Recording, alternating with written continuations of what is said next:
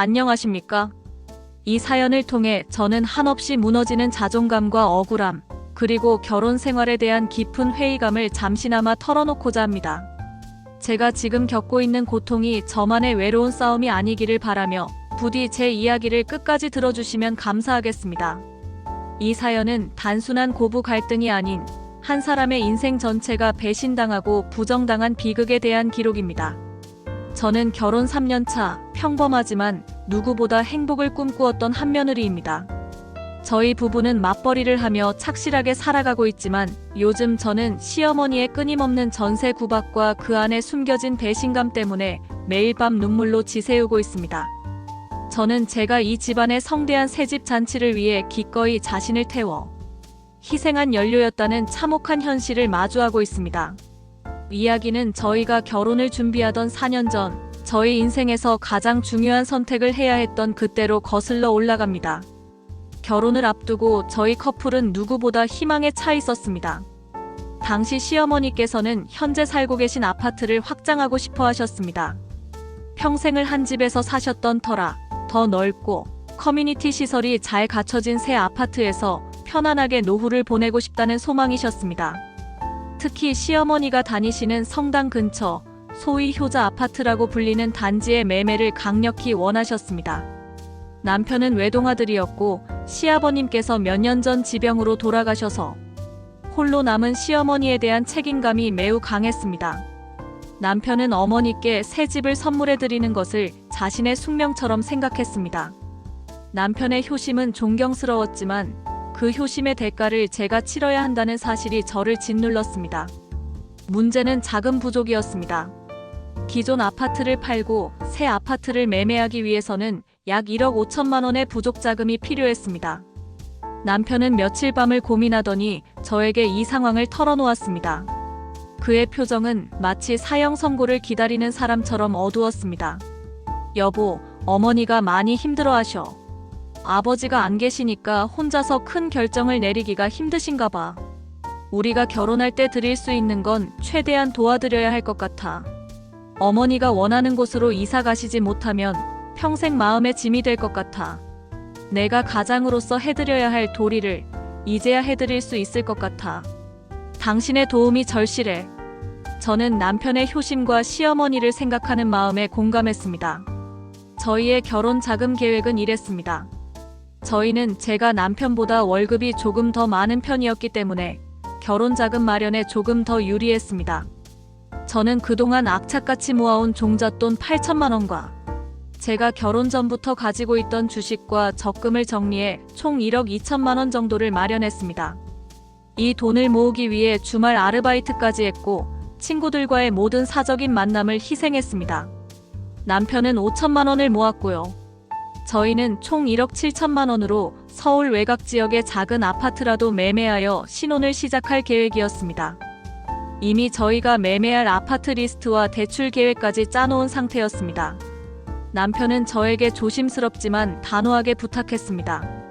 여보, 우리가 쓸 결혼 자금 중에서 1억만 어머니 드리고 시작하면 안 될까? 어머니 집 문제가 해결되면 우리도 나중에 마음 편하게 지원받을 수 있을 거야.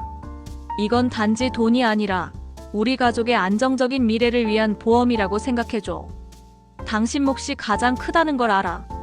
하지만 나중에 당신이 이룬 꿈, 내가 평생 갚아줄게. 내가 정말 열심히 살아서 어머니께 받은 은혜까지 당신에게 다 갚을게.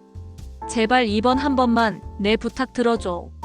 솔직히 1억이라는 돈은 제 전 재산의 대부분이었습니다.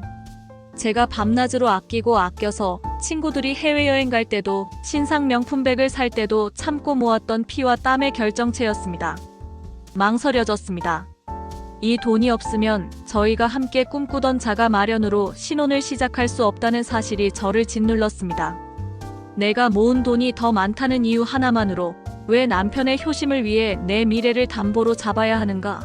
라는 질문이 머릿속을 떠나지 않았습니다. 하지만 남편은 매일 밤 저를 끌어안고 내가 평생 갚을게. 우리 결혼의 행복은 어머니의 평안함에서 시작하는 거야 라며 저를 설득했습니다. 그의 간절한 눈빛과 평생 갚겠다는 약속. 그리고 결혼 전에 이 문제로 파혼하고 싶지 않은 마음이 저의 이성을 무너뜨렸습니다. 저는 결국 남편의 사랑을 믿기로 했습니다. 결국 저는 제 모든 것을 정리했습니다. 결혼 준비 기간 내내 잠을 이루지 못했습니다. 1억 원. 제 이름으로 된 통장에서 시어머니의 계좌로 이체되는 그 순간 저는 눈물을 흘렸습니다. 제 희생의 대가로 시어머니는 원하던 곳에 효자 아파트를 계약하실 수 있었습니다. 시어머니께서는 장금일 저를 껴안고 눈물을 글썽이며 말씀하셨습니다. 아가야, 정말 고맙다. 내가 우리 아들 살렸다. 이 은혜 평생 안 잊을게. 너희는 나중에 내가 배로 갚아줄게. 며느리 덕분에 이사하는 복을 누리는구나. 저는 그 따뜻한 포옹과 약속을 믿었습니다. 그 돈은 시댁의 증여나 용돈이 아니라 우리 가족의 미래를 위한 희생이라고 스스로 다짐하며 뿌듯함과 동시에 불안감을 느꼈습니다.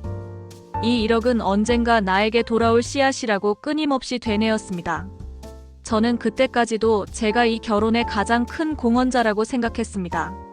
하지만 저희의 희생은 현실에서 즉각적인 고통스러운 대가를 요구했습니다. 1억 원을 시댁에 보낸 후 저희가 쓸 수 있는 결혼 자금은 단 7천만 원으로 쪼그라들었습니다. 이 쪼그라든 자금으로는 당장 결혼할 집을 구하는 것조차 버거웠습니다. 저희는 결국 20년이 넘은 서울 외곽의 구축 아파트에 1억 8천만 원이라는 큰 전세자금 대출을 떠안고 신혼집을 마련해야 했습니다. 그 전셋집은 햇볕이 잘 들지 않았고 벽지 곳곳에 세월의 흔적이 얼룩덜룩 남아 있었습니다. 특히 주방 싱크대 안쪽에는 퀴퀴한 곰팡이 냄새가 희미하게 올라왔습니다. 저희가 꿈꾸던 밝고 깨끗한 신혼의 보금자리와는 너무나 거리가 먼 그저 잠만 자는 곳이었습니다. 밤이 되면 낡은 창문 틈새로 찬바람이 들이쳤고 바람 소리에 낡은 창문이 덜그럭거리는 소리가 저희의 대출 이자 고지서 소리처럼 들렸습니다. 결혼 후의 현실은 제가 상상했던 낭만과는 거리가 멀었습니다. 매달 나가는 전세 대출 이자는 저희 맞벌이 생활에 엄청난 부담이 되었습니다. 이자가 매달 50만 원이 넘게 나갔습니다. 50만 원이면 한 달에 저희가 좋아하는 고급 외식을 2번 할 수 있는 돈이었고 남편이 그토록 원하던 최신 게임 콘솔을 2달에 한 번씩 살 수 있는 돈이었습니다. 여보, 이번 달은 외식 대신 집에서 해먹자. 이자가 너무 많이 나갔네. 제가 한숨을 쉬며 말하면 남편은 미안해하면서도 이렇게 대답했습니다. 알았어, 여보. 내가 더 열심히 벌게. 하지만 어머니 집 문제 해결된 게 얼마나 다행이야. 안 그랬으면 우리가 신혼여행 가서도 마음이 불편했을 거야. 남편은 여전히 어머니의 안녕이 우리의 불편함보다 우선이라는 태도였습니다. 당초 1억 7천만 원을 종잣돈으로 가지고 있었다면 이자는 신경 쓸 필요도 없었고 남은 돈으로 가전이나 가구를 장만했을 것입니다. 하지만 저희는 최소한의 가구만 들여놓고 주말 외식, 여행, 심지어 친구들과의 모임까지 줄여가며 이자를 갚아야 했습니다. 매달 꼬박꼬박 빠져나가는 이자는 마치 시어머니의 새 아파트를 위해 지불하는 월세처럼 느껴져 마음이 쓰라렸습니다. 이 이자는 제가 시댁에 베푼 헌신에 대한 벌금처럼 느껴지기도 했습니다. 무엇보다 저를 절망하게 만든 것은 출산 계획의 연기였습니다. 저희는 결혼 직후 아이를 낳고 싶었지만 남편은 이자를 조금이라도 더 갚고 내 집 마련의 가닥이라도 잡은 다음에 시작하자고 했습니다. 저는 그 말을 들을 때마다 우리 아이의 미래까지 어머니 집을 위해 희생하는 건가 하는 자괴감에 빠졌습니다. 저는 저희의 소중한 시간을 잃고 있다는 사실에 남편에게 깊은 원망을 품게 되었습니다. 우리 아이는 왜 우리가 꿈꾸던 집에서 태어날 수 없는 건데? 라는 질문이 목 끝까지 차올랐지만 남편의 힘든 표정을 보면 차마 입이 떨어지지 않았습니다. 몇 달 후 시어머니는 효자 아파트에 입주하셨습니다. 새 아파트는 남향이라 햇볕이 잘 들었고 넓고 깨끗했으며 최고급 주방 가전이 빌트인 되어 있었습니다. 동네 커뮤니티 시설까지 완벽했습니다. 시어머니는 그곳에 대한 자부심이 대단하셨고 저희를 초대해 집들이를 할 때도 연신 역시 새 집은 공기가 다르다. 며느리 덕분에 이런 복을 누린다는 표현 대신 우리 아들이 엄마를 생각하는 마음이 기특하다. 집이 넓으니 마음이 편안하다는 말만 반복하셨습니다. 저 또한 어머니가 편안해하시는 모습에 잠시나마 안도했습니다. 시어머니의 행복을 위해 우리가 희생했으니 이제 곧 우리 차례가 올 것이라는 막연한 기대를 했습니다. 하지만 저희의 낡은 전셋집을 방문하신 시어머니는 전혀 다른 태도를 보이셨습니다. 명절이 지나고 처음 저희 집에 오셨을 때였습니다. 어머니는 신발을 벗자마자 어휴 곰팡이 냄새 라며 코를 막으셨습니다. 아이고 아가, 집이 왜 이렇게 좁니? 살림살이가 다 구겨져 있네. 이 낡은 베란다 창문은 겨울에 춥지 않니? 창틀에 곰팡이가 피는 것 같은데 이러면 아기가 생기겠니? 낡은 집에서 애 키우면 애가 병에 걸려. 젊은 애들이 왜 이렇게 게으르니? 빨리 대출 갚고 집을 사야지. 이 낡은 집에 돈만 붓고 있는 게 말이 되니? 아가, 너희는 이렇게 남의 집 전전하는 게 창피하지도 않니? 저의 손에 들려있던 낡은 행주가 파르르 떨렸습니다. 이 집이 낡고 좁은 것은 어머니가 지금 누리고 계신 새 집을 위해 저희가 1억을 희생했기 때문입니다. 그 사실을 아시면서도 저에게 게으르다, 미련하다, 창피하다는 단어를 던지시는 어머니의 모습에 저는 심장이 찢어지는 듯 했습니다. 이런 식의 구박은 반복되었고 저를 가장 미치게 만드는 것은 시누이와의 비교였습니다. 시어머니는 단 한 번도 내 덕분에 내가 새 집에서 산다는 감사의 말씀을 하지 않으셨습니다. 대신 끊임없이 저희의 전세 신세를 꼬집었습니다. 저희보다 2년 먼저 결혼한 시누이는 시어머니가 현재 살고 계신 아파트와 비슷한 급의 작은 평수 아파트를 매매하여 살고 있습니다. 제가 알고 있기로는 시누이가 집을 살 때 시어머니께서 약 5천만 원 정도의 현금을 지원해 주셨다고 합니다. 딸에게는 아낌없는 지원을 통해 자기 집을 마련하게 해주셨는데 아들 부부에게는 희생을 요구하여 저의 1억 원을 가져가시고 저희를 이 낡은 전셋집에 머물게 하셨다는 사실에 피가 거꾸로 솟는 것 같았습니다. 제가 1억 원을 투자할 때 시누이는 5천만 원을 선물로 받았습니다. 시어머니의 이중잣대는 가족 모임 때 가장 극명하게 드러났습니다. 설날 시누이 부부가 저희 집에 와서 저의 낡은 주방을 보더니 시누이가 남편에게 속삭였습니다. 오빠, 여기 싱크대 너무 오래됐다. 혹시 대출 때문에 인테리어 못한 거예요? 시어머니는 그 질문을 듣고도 아무렇지 않은 척 저를 향해 비난을 시작하셨습니다. 아가야, 너희는 왜 이렇게 미련하니? 우리 딸내는 그래도 자기 돈으로 다 해결해서 신축이라 깨끗해서 복이 들어온다더라. 딸내 집은 주방 상판도 대리석으로 새로 했단다. 아파트 이름만 들어도 사람들이 부러워해. 내가 딸한테 5천만 원 보태준 게 전혀 아깝지 않아. 역시 자기 집이 있어야 마음이 편해. 내가 5천만 원 지원해줬더니 역시 딸이 똑 부러지게 관리를 잘한다니까. 시어머니는 마치 제가 보는 앞에서 시누이에게 잘했다는 상을 주고 저에게는 못났다는 벌을 주는 것 같았습니다. 저는 이를 악물고 참았습니다. 제가 드린 1억 원 덕분에 얻은 새 아파트에서 저에게 남의 집에 산다고 구박하시고 딸에게는 아낌없이 지원한 5천만 원을 자랑하시는 시어머니의 모습을 보며 저는 제가 이 집안의 진짜 가족이 아니라는 절망감에 빠졌습니다. 시어머니의 새 집은 저의 피와 땀으로 지어졌는데 그 집의 벽돌 하나하나가 저를 향해 비웃는 것 같았습니다. 시어머니는 당신의 새 아파트 매매에 제가 1억 원을 보탰다는 사실을 단 한순간도 언급하지 않으셨습니다. 오히려 친척이나 친구들과 통화할 때 저희 집안 이야기를 꺼내면서 저를 철저히 고립시키고 모순적인 프레임을 씌웠습니다. 네, 저희 며느리요. 아휴, 착하긴 착한데 애들이 아직 돈을 못 모았나 봐요. 전세에 살고 있어요. 빨리 집 사야 할 텐데 제가 봐도 걱정이랍니다. 아들이 속상해하는 거 보면 제가 다 마음이 아파요. 며느리가 씀씀이가 좀 커서 그런가 싶기도 하고요. 저는 그 말을 들은 후 온몸에 피가 차갑게 식는 것을 느꼈습니다. 제가 1억이 넘는 돈을 모았다는 사실 자체를 부정하고 저희 부부를 돈을 못 모아 낡은 전세에 사는 무능한 부부로 규정해버리셨습니다. 제가 며느리의 도리를 다했기 때문에 시어머니는 지금 따뜻한 새 아파트에 계시는데 저는 그 대가로 무능한 사람이라는 낙인을 받은 것입니다. 가장 치욕스러웠던 비난은 제 소득이 남편보다 높다는 사실을 아시면서도 하셨던 말씀이었습니다. 어머니는 남편의 월급 봉투를 항상 체크하셨고 남편 월급이 저보다 적다는 것을 아셨습니다. 어느 날 어머니는 저를 따로 불러앉히더니 차갑게 말씀하셨습니다. 그날은 마침 저희 부부가 전세 연장을 고민하던 때였습니다. 아가, 내가 돈 모은다고 하지 않았니? 너 직장 다니면서 월급도 꽤 된다고 들었는데 내가 돈을 너무 펑펑 쓰는 거 아니니? 우리 아들은 월급이 적은 편인데 내가 우리 아들 월급까지 축내는 것 같아서 걱정이 된다. 아들이 퇴근하고 와서 힘들어하는데 당신이 집 걱정까지 시키면 되겠어? 명품 가방 같은 거 사지 말고 커피 같은 거 마시지 말고 전세라도 빨리 정리하고 집을 사야지. 낡은 집에 돈만 붓고 있는 게 말이 되니? 내가 알뜰하게 살아야 우리 아들이 마음 놓고 돈 벌지. 딸 내 좀 봐. 얼마나 알뜰하게 사는지.